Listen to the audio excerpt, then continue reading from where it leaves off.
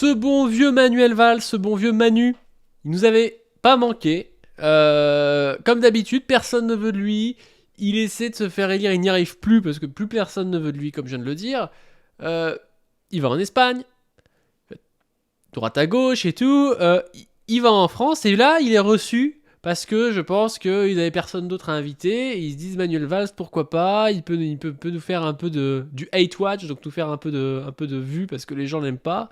Et donc, il va nous expliquer ce qu'il pense des antisionistes qui seraient des méchants antisémites.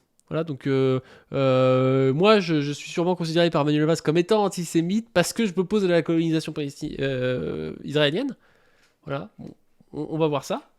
Vous savez, il y a une belle attitude ici, j'en dis un mot. C'est-à-dire, nous soutenons les Ukrainiens, mais c'est eux qui se font trouer la peau pour la paix, là-bas, enfin pour résister face aux Russes.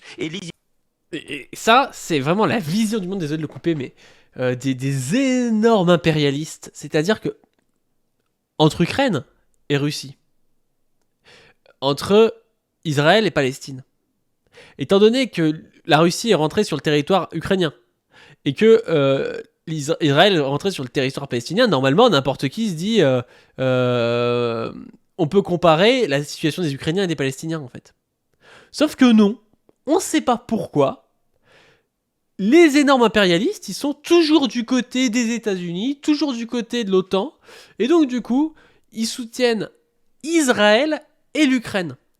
Et il nous explique qu'en gros, les Israéliens sont dans la même position que les Ukrainiens, ce qui est tout à fait faux, c'est évident en fait. C'est évident qu'entre Israël et la Palestine, le pays le plus puissant qui va sur les terres des autres, c'est Israël.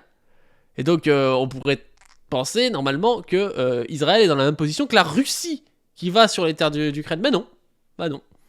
Vous allez voir ça.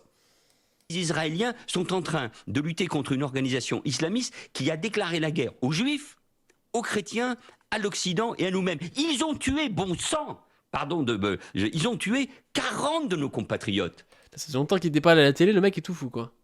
Il est content, quoi. Ils ont tué 40 de nos compatriotes, il est content.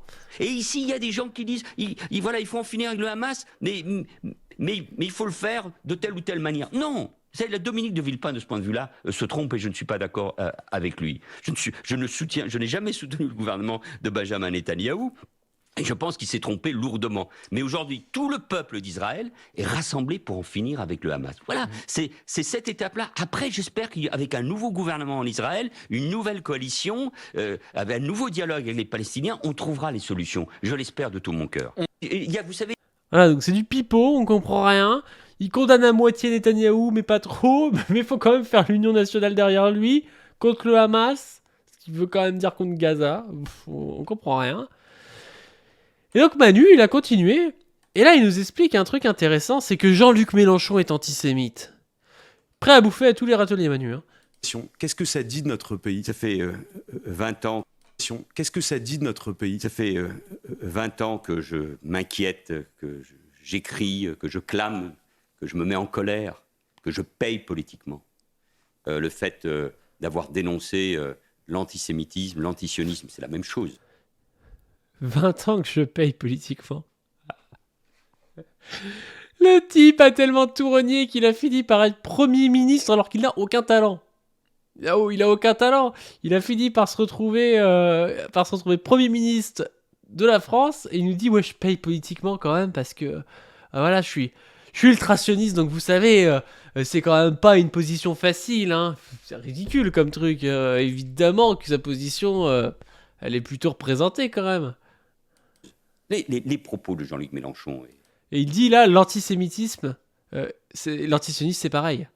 Et de ses amis ces derniers jours sont des propos antisémites.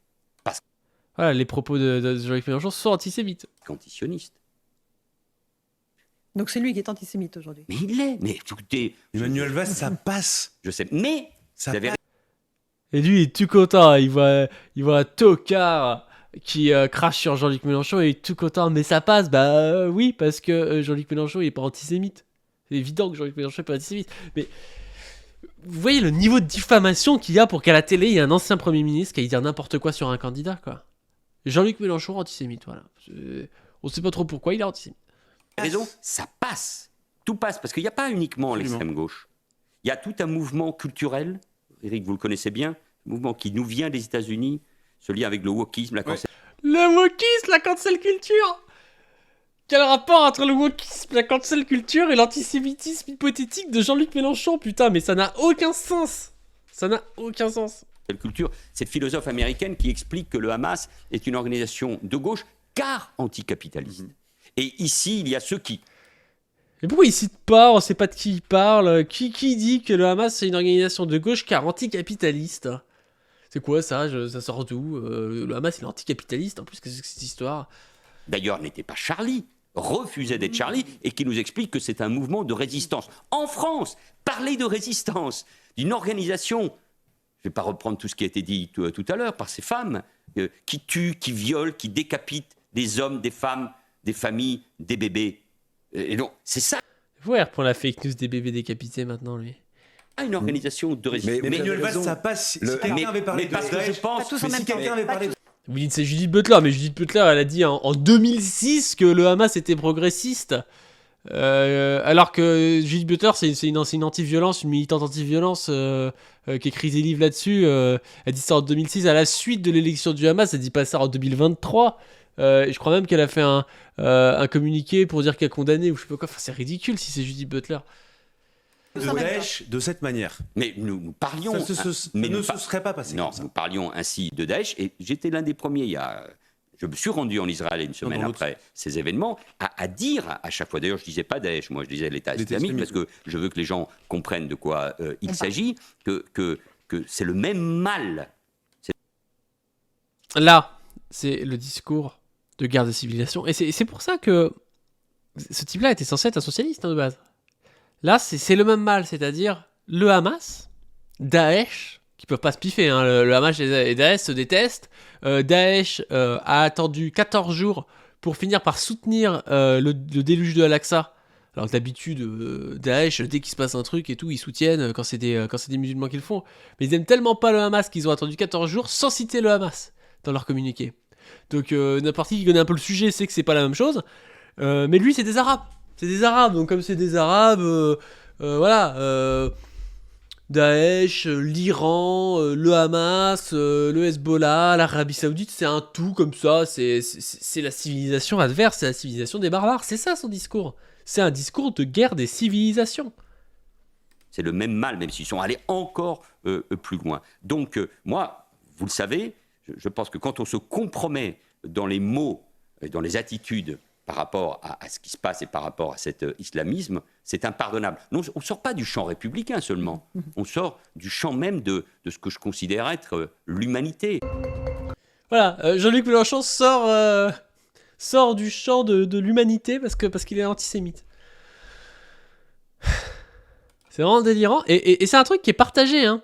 Là, vous avez Maurice Lévy, qui est le président du conseil de surveillance de Publicis, qui nous dit pareil. Il nous dit Jean-Luc Mélenchon est antisémite. Il soutient le Hamas.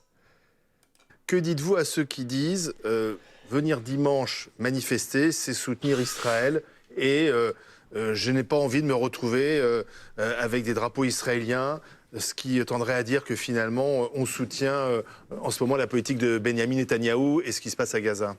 Eh bien, je réponds, ne pas venir, c'est soutenir le Hamas. Choisissez. Ne pas venir, c'est soutenir le Hamas. Ah, ne pas venir. Voilà, donc il y a 60 millions de personnes en France, même plus de 60 millions, il y a combien de... Il y a eu 80 000 pélos à leur manif. Donc il y a eu il y a quasiment 70 millions de personnes en France qui soutiennent le Hamas, selon Maurice Lévy. Hein. Venir, c'est soutenir le Hamas. Ne pas venir, c'est soutenir les antisémites. Donc, je suis aussi net que ça. Et Jean-Luc Mélenchon qui ne vient pas, il soutient le Hamas? Oh, mais ça c'est clair, depuis le début. Vous avez des doutes là-dessus? Vous l'avez entendu critiquer le Hamas? Voilà, Jean-Luc Mélenchon soutient le Hamas. Hein. Vous l'avez entendu dénoncer les crimes du Hamas? Moi, je ne l'ai pas entendu. Il a condamné... Alors, il a dit que c'était pas du terrorisme, il a dit que c'était des crimes de guerre. Il les a condamnés. Et, il a condamné les atrocités? Il a parlé de crimes de guerre, donc il les condamne.